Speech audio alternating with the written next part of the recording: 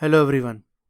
So in our previous video we discussed that how we can calculate the time complexity of a constant algorithm.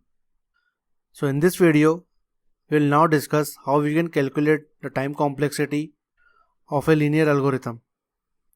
So here let's say we are given this algorithm, and this algorithm basically finds sum of the first and natural numbers, which we also discussed in our previous videos. So here we are given a value n. So let's say for example if we take value of n as 3. So we want to find the sum of first three natural numbers. So we start the sum with a value 0. We then apply a for loop where I is equal to 1, and we provide condition that I should be less than equal to 3.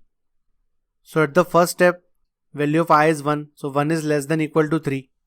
So this condition comes out to be true. So in the for loop we do 0 plus 1 and assign 1 to the sum. And after this statement gets executed, we do I plus plus. So now I becomes 2. Then we check whether 2 is less than equal to 3 or not. So here 2 is less than 3. So then we do 1 plus 2 because value of I is 2, which gives 3, and we assign 3 to the sum. Now we again increment I by 1, so I becomes 3 and 3 is less than or equal to 3. So now we do sum of 3 plus 3, which is 6, and we assign it to the sum. And then we increment I by 1, so I becomes 4, and we check this condition. So 4 is not less than equal to 3, therefore this condition comes out to be false, and this for loop terminates and we return the sum as 6. So here let's calculate the time complexity of this algorithm. So here we have provided a table where we have marked the line numbers which actually gets executed and takes some amount of time. So if we start with line number 2, so here you can see that we are creating an integer variable sum and assigning it a value 0. So this will only take one step. So the operation will be only 1 and the unit of time would be 1.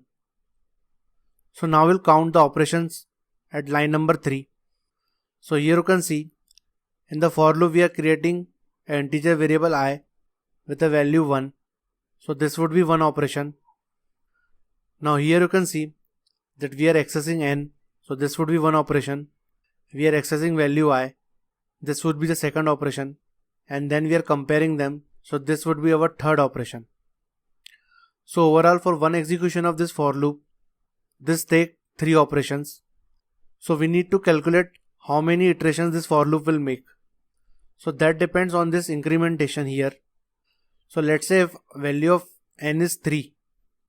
So when I was 1, it took 3 operations. Then we incremented I to 2.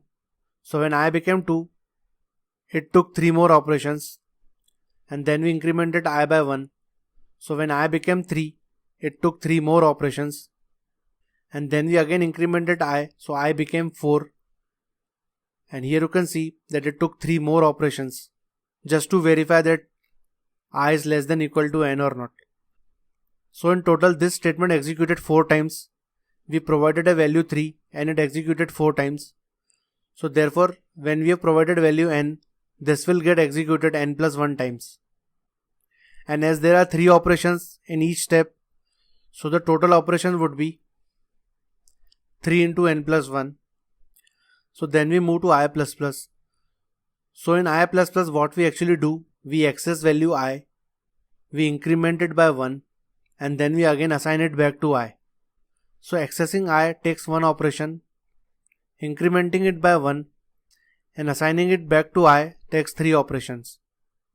So for the one iteration of this for loop, this takes 3 operations.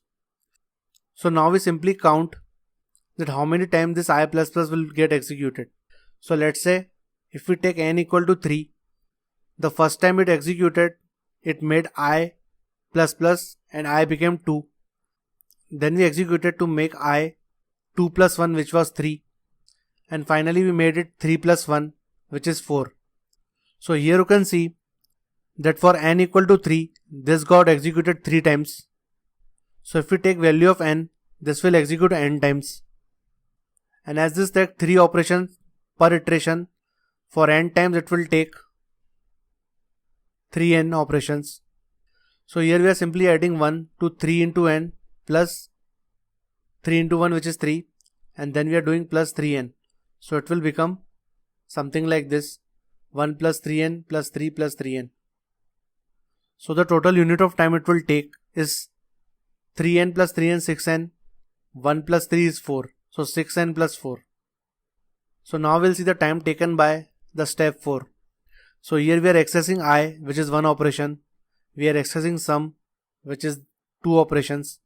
We are doing addition, which is 3 operation, and we are assigning it back to sum, which is 4 operations. So for one iteration of this for loop, it will take 4 operations, and we know that this for loop will execute n times because I is traveling from 1 to n. So this line will get executed n times. So here in total it takes 4 operations multiplied by n. So the total unit of time it will be 4n. So now we'll calculate the time taken by line number 6, which is accessing sum and then returning the sum, which is 1 plus 1. So total time would be 2. So if we add these unit times, we get the total time would be 1 plus 6n plus 4 plus 4n plus 2, which will be equal to 10n plus 7 unit times. And also in our previous video we discussed that while calculating the big O notation, we usually ignore the lower order terms because we assume that value of n is very large. So after ignoring the lower order terms, and we also discussed that we ignore the constant multipliers. So here we ignore 10 also. So the time complexity comes out to be O of n, which means that time is directly proportional to the value n, which is nothing but the input size. So if we plot the graph of the execution time on the y-axis and the volume of data, which is n, on the x-axis, we find that time is proportional to n. So here you can see that if we plot this graph, it will come a straight line because the execution time is proportional to the number of input size, which is nothing but our volume of data. So as volume of data will increase, the time taken by this algorithm will increase. So this comes out to be a straight line. So this is how we denote the time complexity of O of n, which is a linear algorithm. I hope you have liked this video. Thanks, have a nice day.